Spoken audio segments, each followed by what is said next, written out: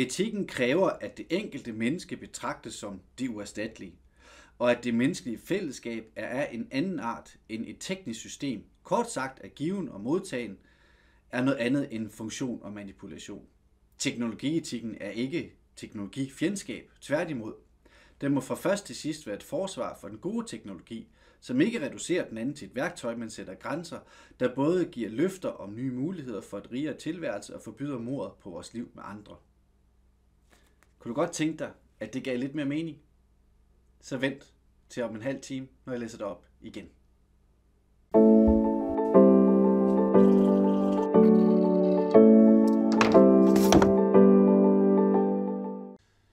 Ja, velkommen ved tavlen, hvor jeg igen har æren af at tale om et emne, som jeg egentlig ikke holder foredrag om, men som jeg synes er rigtig vigtigt at beskæftige sig med. Jeg vil godt sige tak til dig, der kigger med, og også til jer, som har kigget med flere gange. Jeg kunne jo godt bare lægge sådan nogle videoer her ud. Det er der rigeligt tilgængelige medier for at gøre. Men jeg anstrenger mig altså bare lidt mere, når jeg ved nogen, der har sat tid af og tilmeldt sig, at der er noget, jeg gerne vil sige. Det er jeg meget taknemmelig for. Jeg håber, at det også bærer præg af det, at jeg faktisk har forberedt mig, især denne gang, rigtig grundigt. Hvis du ikke har set med før, så bare lidt praktisk. Jeg hedder Tommy Krabbe, det ved man godt. Men det er mere vigtigt, at det her det er ikke live, så jeg kan ikke sidde og følge med i chatten. Det synes jeg egentlig heller ikke fungerer specielt godt, når jeg sidder og gør det. Det er optaget i forvejen af flere årsager. Den ene er, at jeg synes faktisk, at jeg kan lave noget bedre til dig. Og den her gang er det fordi, måske kan du også høre på min stemme, jeg er lige kommet godt ud af en træls forkølelse, og det påvirker mig sådan set stadigvæk, så jeg tænker, at det ikke er så fedt at sidde og høre mig pusse næse undervejs, så det kan jeg da heldigvis fjerne. Normalt siger jeg også, at jeg sidder og følger med i chatten, men jeg synes egentlig den her gang, brug chatten, hvis du har et teknisk spørgsmål, så sidder der også nogen, der følger med. Men prøv egentlig bare at lade være. Prøv bare at sidde og følge med. Du kan skrive til Tommy@menneskeskolen, hvis der er noget, som du gerne vil spørge om, eller ytre dig omkring, så lover jeg, så læser jeg, og så svarer jeg også på det. Jeg kommer ikke til at gå ind i navne og årstal og alt muligt, fordi det kan du bare spørge om. Jeg vil hellere sammensætte de budskaber, jeg egentlig har til dig, og så kan man jo altid finde navne og årstal og teorier og alt muligt. Så det håber jeg også er okay med dig. Det er i hvert fald sådan, jeg vælger at gøre det.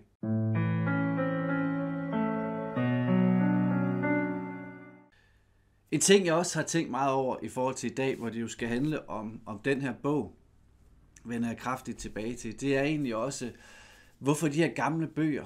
Der er faktisk tit, hvis du har hørt mig et foredrag, så tager jeg fat i bøger, der er skrevet for 10, 20, 30, 40, 50 år siden, og selvfølgelig også endnu længere, når vi kigger på de gamle grækere. Og jeg synes, de går op for mig til den her gang, fordi der er både noget gammelt og noget højaktuelt omkring det her emne i dag. Det går op for mig, at når folk har skrevet noget for 30-40 år siden, som er aktuelt i dag, så er det jo ikke viden, vi mangler om det. Så er det jo fordi, vi mangler bevidsthed om det. Vi mangler noget. Hvad gør vi ved det her? Det er det, jeg synes, der er så interessant. Der er ikke noget nyt i mange af de ting, jeg kommer til at sige i dag, men alligevel så er de aktuelle. Så hvad pokker gør vi ved det? Og det er også det, jeg prøver på at gøre med det her webinar i dag.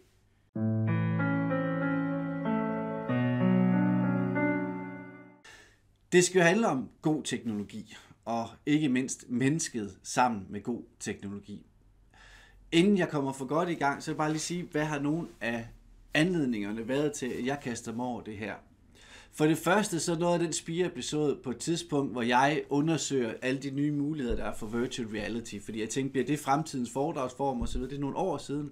Men jeg kan huske, og nu nævner jeg dem ikke her, men den virksomhed, som lavede de her, de lagde et klip op på sociale medier, hvor de havde et 3-årigt barn, der var sat til noget virtual reality udstyr, og det der så var klippet, det var, at man kunne se, det var, at barnet så en stor dinosaur, der kom gående hen imod det. Barnet værger for sig med armene og siger nej, nej, nej, og på sofaen ved siden af sidder nogle, finder sig ud af forældre og venner og griner helt vildt, fordi det er så sjovt, at barnet tror, det er en rigtig dinosaur. Og jeg spurgte dem efterfølgende, hvad deres pædagogiske indsigt egentlig var i forhold til, at det, som jeg kunne se, og som min bedre halvdel især også gjorde mig opmærksom på, fordi det har hun fagligheden til, det er, prøv lige at se på barnet. Her er et barn, som faktisk værger for os at gå baglæns og siger, nej, har I den faglige indsigt til at vurdere, hvad der er pædagogisk forsvarligt, når nu I lever af at lave sådan nogle løsninger? Og svaret var sådan set bare, det skrev de ikke direkte, men svaret var, det har vi ikke, men vi kender barnet, så derfor så ved vi, hvad det er rigtigt. Og det satte altså et frø, hvad er det her teknologi gør ved os som mennesker, hvordan ser vi på mennesker i den forbindelse? Så må man så sige, at det også bare eksploderer sidenhen. Vi kan jo ikke gå på LinkedIn eller andre steder, uden det er AI, og alt som det kan. Det har også sat sit frø hos mig. Og også den ureflekterede tilgang, jeg synes, vi har til det. En etisk blindhed, om man kunne kalde det. Og så skete der det, jeg sad en morgen til morgensang på min børns skole, og så snakkede jeg med en gut, der hedder Rasmus, som har en filosofisk uddannelse, og senere lavede noget helt andet, men han vidste, at jeg sad og kæmpede med filosofen Emanuel Levinas, og så siger han, har du egentlig også tænkt på den her bog, Det Uerstattelige af Peter Kemp? Og Peter Kemp, han er rigtig mange ting. Det vil jeg heller ikke bruge så meget tid på, for det kan du sådan set også bare finde frem. Men altså professor og uddannet teologi og filosof og alle mulige ting. Men han skrev den her bog for 30 år siden om det uerstattelige, nemlig mennesket, om det han kaldte en teknologietik. Og jeg var fuldstændig slugt af den. Jeg tror altså også, at æselører og post-its, det når en vis højde score på min liste af post-its og æselører. Og det fik mig simpelthen tænkt, det må vi udbrede med her. Hvorfor kan man have vidst sådan nogle ting her i så lang tid, uden beskæftigelse med det, og når vi ser på, hvor aktuelt det også er. Så det var anledningen. Det er derfor, jeg snakker om det her til dig i dag.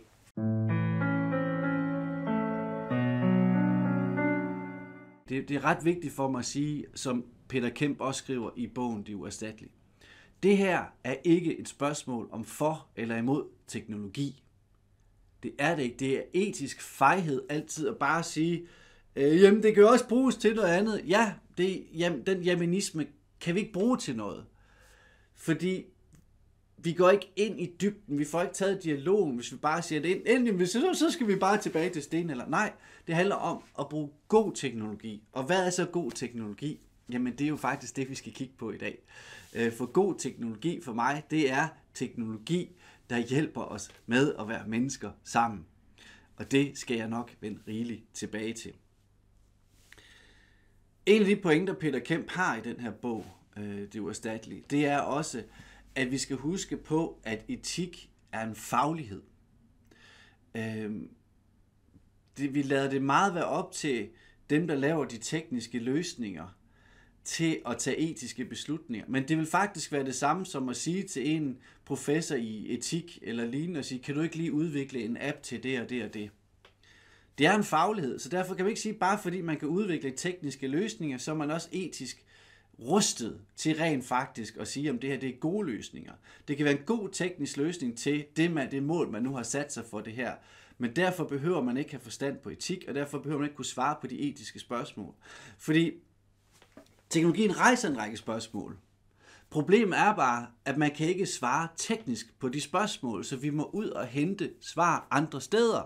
Hvis vi for eksempel bare prøver at tage sådan noget som klima.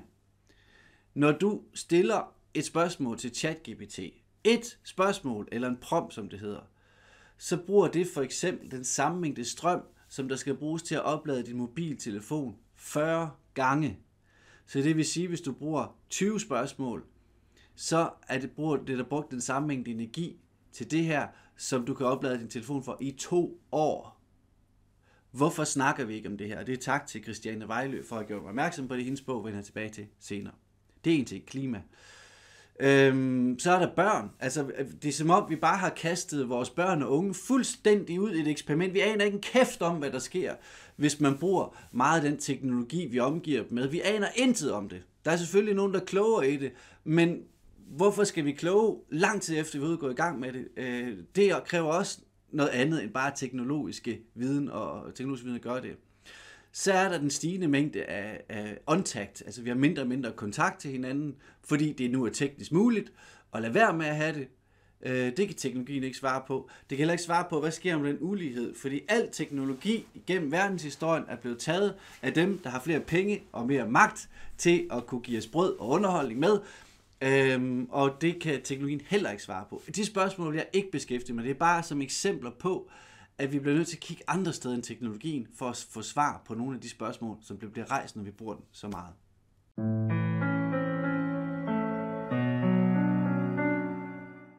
Hvad er etik så? Og det er der også mange spørgsmål om, og det kunne der være 50 webinarer om. Men man kan sige, helt basalt set handler det jo om, hvordan vi behandler hinanden, og hvordan vi bør behandle hinanden.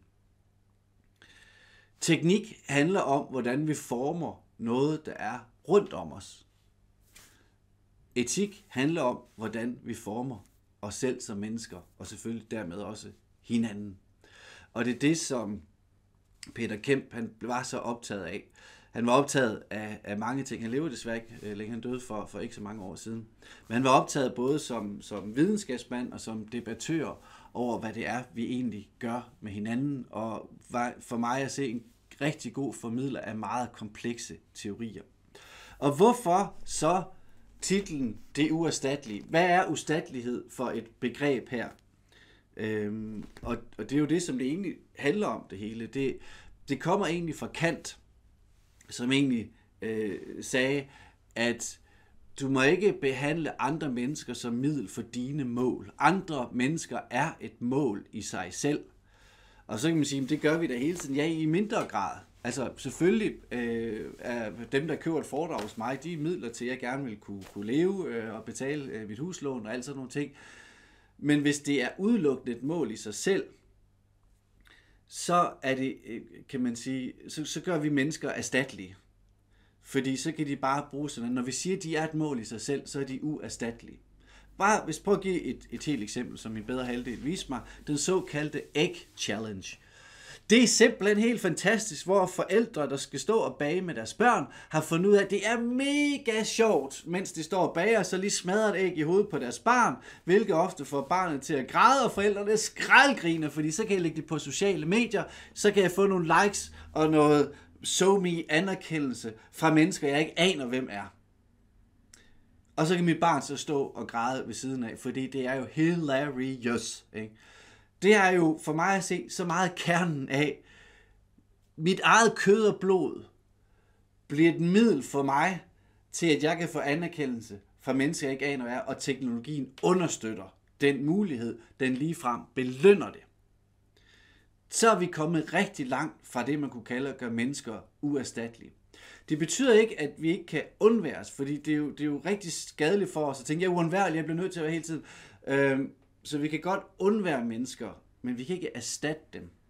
Så når for eksempel man lige nu diskuterer i Hollywood, at statister behøver vi ikke mere, fordi vi kan bare have noget kunstig intelligens, der kan sætte dem ind i baggrunden, jamen så kan vi undvære dem på optagelsen. Men de mennesker, der var der, er jo ikke uerstattelige. Altså det vil sige, de lavede en anden funktion end bare det. De fik også måske fik de spredt hygge på sættet, måske kom de med en god idé, måske gjorde det noget, at de var der. Ligesom når jeg synes, at min telefon er mere spændende end mennesker, der sidder omkring mig, så kan jeg måske undvære dem lige nu for min opmærksomhed, men de er der jo stadig. Jeg har jo ikke erstattet dem, men de er der stadig af kød og blod, og ser måske også at undre sig over, hvad jeg egentlig laver lige nu. Så mennesket er uerstatteligt. Så vi kan måske indføre noget teknologi, der gør, at vi kan fyre nogen, fordi den arbejdsfunktion, de lavede, kan godt laves af noget andet, men de mennesker eksisterer stadigvæk. Og det er det, vi også skal huske at tænke ind. Det betyder noget for, hvordan vi behandler hinanden med værdighed, hvordan vi anerkender hinanden, og også, og det er der, Levinas kommer ind, anerkender den andethed, som andre mennesker har. Det vil sige, det, at de ikke er mig, er faktisk det mest interessante ved dem, og det kan jeg ikke erstatte med et eller andet, der siger bip. Det kan jeg simpelthen ikke.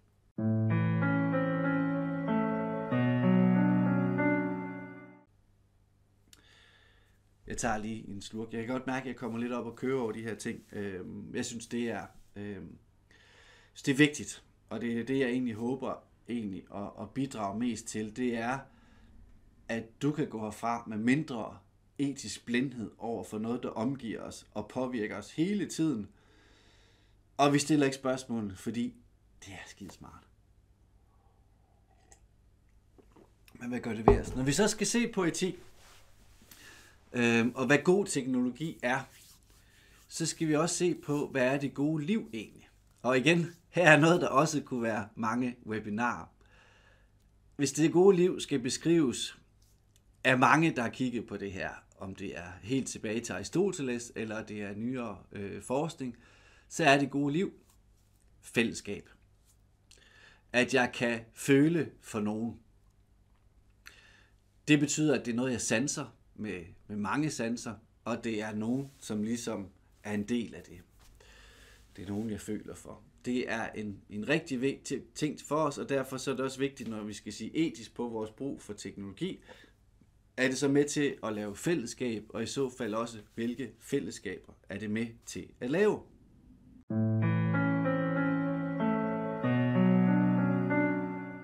Vi kunne for eksempel se på det som forskel mellem nærhed og afstand. Det er et af kapitlerne her i. Der er jo også kapitler om bioetik og det militære perspektiv osv. Det kommer slet ikke ind på. Jeg vælger bare ud noget omkring menneskesyn, fordi det her det er menneskeskolen. Men kapitel 3 handler om nærvær og afstand. For det viser så meget, at kan man sige, den etiske forskning, eller de etiske teorier helt tilbagefra, de handler meget om det nære. Og det kan jo lyde rigtig godt, det er også det vigtige. Men der er også andre mennesker i verden, end dem, der lige er nær. For eksempel også helt i antikken, når man snakkede om de nære og dem, man skulle relationer til, så var det jo basalt set en masse halvrige mænd, som gik og snakkede med hinanden. Man skulle helst ikke arbejde, det havde man slaver til og kvinder til. Så var man fri til at snakke om, hvor vigtigt mennesket det var. Ikke? Og der kan man sige, der ved vi heldigvis mere i dag, at der er andre mennesker, også i det fjerne. Og hvordan kan vi ligesom have en solidaritet over for dem? Og det var det, man håbede på, da den globale landsby blev født. Da vi fik internet, så kunne vi forbinde os med bunden i Peru og bartenderen i Australien og alle mulige ting. Vi kunne simpelthen bare blive en global landsby, og det har vi jo været så sindssygt glade for. Men var det det, der rent faktisk skete? Det korte svar er jo nok nej. Men derfor er det alligevel vigtigt at se på, hvordan er det så, at kunne vi bruge teknologien, kunne den være god til at skabe fællesskab med andre end lige dem, der er aller tættest på mig. Og det viser sig, det kan man faktisk godt. Man kan godt skabe solidaritet på afstand og fællesskabsfølelse på afstand, og det tror jeg virkelig også er noget, som kloden har brug for, helt bogstaveligt, altså også i forhold til at skabe solidaritet med fremtidige generationer, når vi snakker klima, men også i forhold til, hvad der sker rundt i verden. Det, der bare er interessant ved det, det er, at når man læser Peter Kemp, og det er jo det uerstattelige, så beror evnen til at skabe fællesskab, solidaritet med noget i det fjerne, at jeg ved, hvordan det er at have fællesskab i det nære. Så det er i det helt nære med mennesker omkring mig, jeg får forståelsen af, hvad vil det basalt sige ikke at være mig. Det er der, jeg får følelsen af at føle for nogen og være i det her fællesskab. Hvis jeg ikke kan det, så har jeg ikke den forudsætning, der skal til for at faktisk føle noget for nogen, som er på afstand i det fjerne. Jeg håber, det giver mening for dig. Fordi det, man kan se, det er jo, hvad sker der så, når vi prioriterer alt det der på afstand, alle dem, der ikke er mig, alle dem, jeg egentlig ikke kender, men fordi de har noget, der kan hoppe, eller noget, der kan gøre grin med andre, eller et eller andet, så er det der, jeg bruger min tid og opmærksomhed. Så har jeg ikke den forudsætning, som er at føle det nære fællesskab, og kunne oversætte det til det fjerne fællesskab. Og han siger egentlig, noget af det, vi så kan bruge, når vi får evnen til at føle, eller oplevelsen af at føle det nære fællesskab, så kan jeg bruge min forestillingsevne, min fantasi til at forestille mig, at det fremmede menneske, som jeg ikke kender, som jeg kan se lave noget derude. Nu skal jeg lige passe på min autofokus, den går lidt af måtten, jeg sidder og fægter som hænder, undskyld. Der skal jeg bruge min forestillingsevne til at sige, hvad nu hvis det her menneske, det var tæt på mig? Hvad nu hvis de stod lige foran mig lige nu? Og det er også derfor dem, som beskæftiger sig med sociale medier, siger, prøv at forestille dig, du skulle sige det ansigt til ansigt. Det er jo fordi, at det netop er i det nære, at det gode fællesskab skabes, som er springbrættet til at forstå fællesskaber langt væk. Det siger jo noget om, hvordan vi skal prioritere vores opmærksomhed.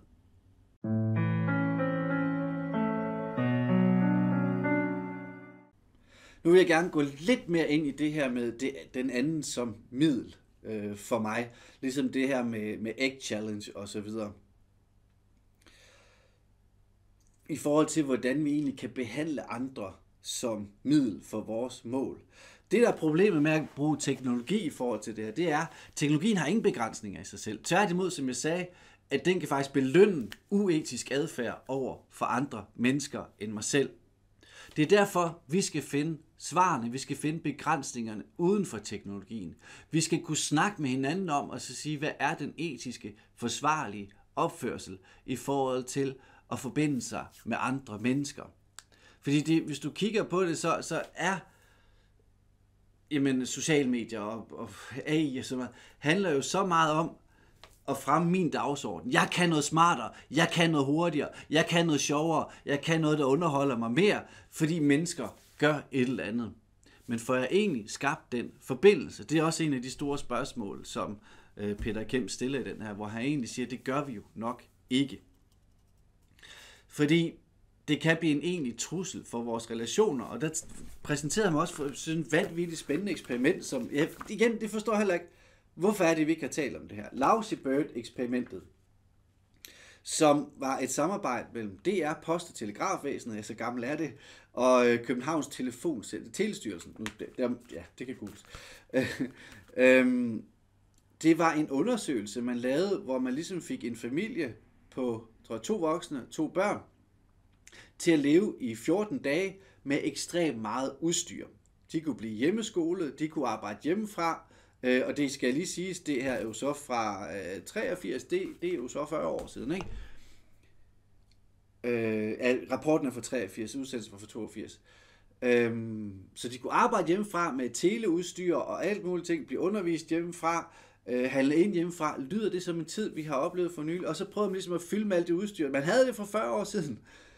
Og se på, hvad sker der så rent faktisk med familien, når man begynder at gøre det her, ikke?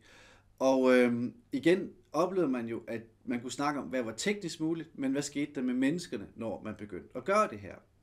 For eksempel hjemmearbejdsplads. Faren, som var direktør i en IT-virksomhed, eller IDB hed det så på det tidspunkt, han bemærkede i hvert fald meget hurtigt, og det er kun på 14 dage, at der var simpelthen nogle ting, han gik glip af, når han ikke så mennesker ansigt til ansigt. De der videokonferencer kunne noget i forhold til, at nogen ikke behøvede at flyve ind for at holde møde, men der var så meget, man gik glip af. For eksempel, så bare sådan et fantastisk citat, hvor han skriver, når han ringer til sin sekretær, er der sket noget på arbejde? Nej, siger hun så. Og når han så kommer derind efter forsøget over, så viser det sig, at der er sket rigtig meget. Men det er jo bare sådan, når man er ansigt til ansigt. Moren, som også arbejder i bygningsstyrelsen, tror jeg det hed, oplever jo også det der med, jamen det er næsten ligesom at være arbejdsløs, fordi man ser ikke mennesker omkring sig, og der er bare noget der ikke kan der er noget, den ikke kan erstatte i forhold til det. I forhold til familien, så man jo også lige pludselig, at altså den yngste, han kom hurtigt ud af eksperimentet. Han kunne slet ikke klare at være hjemme med den teknologi. Familien vidste slet ikke, hvordan de skulle aktivere ham, så han kom hurtigt i børnehave igen. Så var der, jeg tror egentlig, der var 3 børn, hvor moren også bemærkede den der med isolation, med skærmene, man bare kunne sidde selv på sit værelse, og det blev egentlig meget isoleret fra vennerne osv., ikke? Og den er fuld af betragtninger for 40 år siden, ikke? Og så blev vi overrasket under corona bagefter. Jamen det giver ikke helt det samme arbejde hjemme. Det er meget nemt for mig, men det er måske ikke så godt for arbejdspladsen, at vi bare er væk fra hinanden. At børnene isolerer sig på værelse med deres skærm og så videre for 40 år siden, ikke? At det var en konsekvens på 2 uger. Og så se på, hvad vi gør lige nu, og at der er en trussel mod vores relationer, som vi igen bare farer ud i blindhedens, den etiske blindhed, fordi vi bare kan, ikke? Ja, nu kommer jeg til at komme lidt op og køre igen. Jeg tager lige noget at drikke.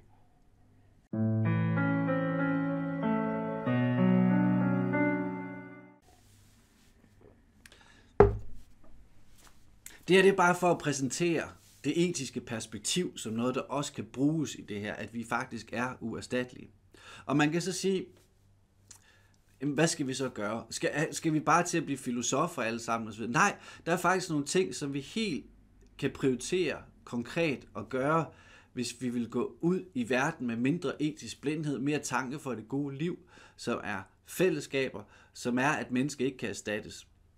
Vi kan for det første dyrke det nære liv. Og der skriver Peter Kemp også helt om forsamlingshus, kulturoplevelser, museumsbesøg, naboskab osv., at vi faktisk skal sørge for at dyrke det nære liv. Så vil jeg også selv sige, at i den forbindelse skulle vi også prioritere kontakt. Fordi det er alle de her on-tag-løsninger. Jeg kan handle ind, uden at skulle snakke nogen. Jeg prioriterer altid kasser, hvor der er mennesker. Hvis jeg skulle komme på en fastfood-restaurant, det sker, hvor man kan stå og bestille på skærm. Jeg nægter det simpelthen. Jeg går op til et menneske, og så kan jeg sige, du kan bestille på skærm. Jeg vil faktisk gerne snakke med dig. Jeg vil gerne bare se, at der er mennesker omkring mig, ikke? Og kunne prioritere det. Jeg tror, det er så vigtigt, til vi også godt kan sige, at det er hele tiden vigtigt at kunne stå over for mennesker, der ikke er mig. Vi skal se noget på, hvad er den rette mængde, og hvad er det rigtige indhold, og hvad er aldersvaren osv. Det er der heldigvis også flere og flere undersøgelser, der viser på, at det også har en betydning. Faktisk kaldt Peter Kemp det eller datastress. Jeg skal lige se, om jeg kan finde citatet her.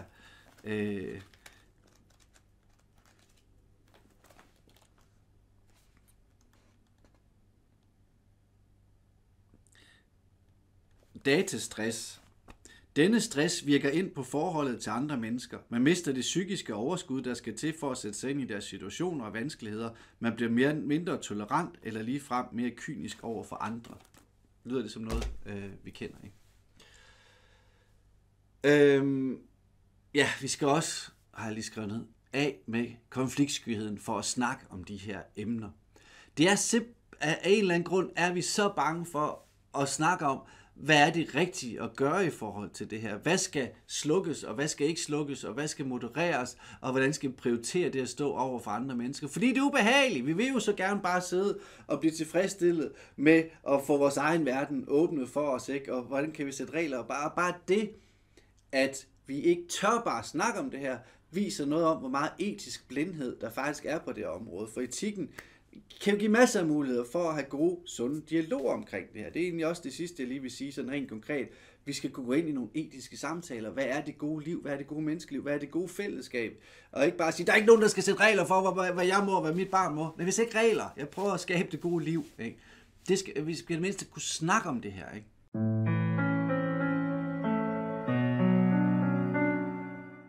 Inden jeg lige går videre også her, så vil jeg også lige, der kommer også bøger ud omkring det her. Der er en, som jeg særlig godt lige vil nævne for dig, nemlig Christiane Vejløs bog, Argumenter for mennesker. Fordi her er en, som ved en masse om teknologi, langt mere end jeg nogensinde kommer til at vide. Hun har meget god til at formidle, men det er hun så om at sige, hvad er vi egentlig for nogle størrelser, hvad er egentlig unik for os mennesker i den her verden.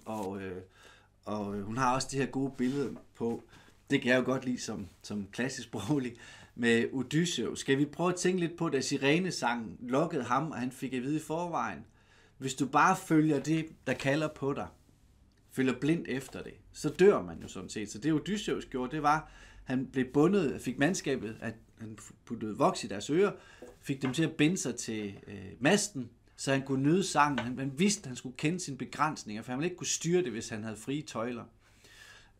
Skal vi vente lidt? Skal vi moderere lidt? Det er altså nogle af de ting, hun kommer ind på, nogle årsager til, og den kan ikke anbefales nok. Men noget af det, som jeg også blev klar over, og det var så sent som i går aftes, da jeg planlagde det her. Igen, tanken om, det er ikke nyt, at det her det er problematisk. Det er ikke nyt, at der er nogen, der har tænkt på nogle svar til os. Så jeg vil godt gå mere ind i, hvorfor er det, vi har så svært ved det her? Og hvad skal vi gøre det? Hvorfor er det ikke nok bare at have viden? Og det bliver faktisk til din næste webinar.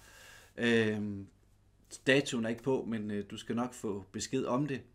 Det næste webinar, jeg kommer til at holde, det hedder Lyst, Behov og Længsel.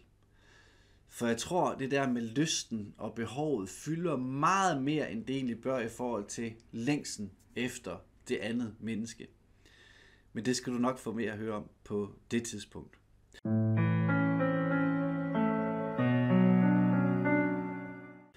Vi er ved at være ved slutningen. Og jeg vil gerne sige to ting. Den ene er, at jeg skal læse det citat op, jeg startede med. Men det næst sidste er nemlig tanken om det uerstattelige. Hvad er det egentlig? Det er jo et menneskesyn. For hvis der er noget, han skriver mange gange igennem den her bog, så er det, at din betragtning af et menneske er lig med din behandling af et menneske, og omvendt. Så den måde, du ser på et andet menneske, det er også den måde, du behandler det menneske på. Og den måde, du behandler et menneske på, det er også den måde, du ser det på. Derfor er noget så klassisk som et menneskesyn vanvittigt vigtigt for os. Og det kommer han jo så et bud med, når han siger, at det andet menneske er uerstatteligt. Men nu vil jeg så godt læse det indledende citat op igen, og hvis jeg har gjort mit arbejde godt nok, så giver det forhåbentlig endnu mere mening for dig, end da du først hørte det. Etikken kræver, at det enkelte menneske betragtes som det uerstattelige, og at det menneskelige fællesskab er af en anden art end et teknisk system. Kort sagt, at given og modtagen er noget andet end funktion og manipulation. Teknologietikken er ikke teknologifjendskab. Tværtimod, den må fra først til sidst være et forsvar for den gode teknologi, som ikke reducerer den anden til et værktøj, men sætter grænser, der både giver løfter om nye muligheder for en rigere tilværelse og forbyder mordet på vores liv med andre. Tak fordi du så med.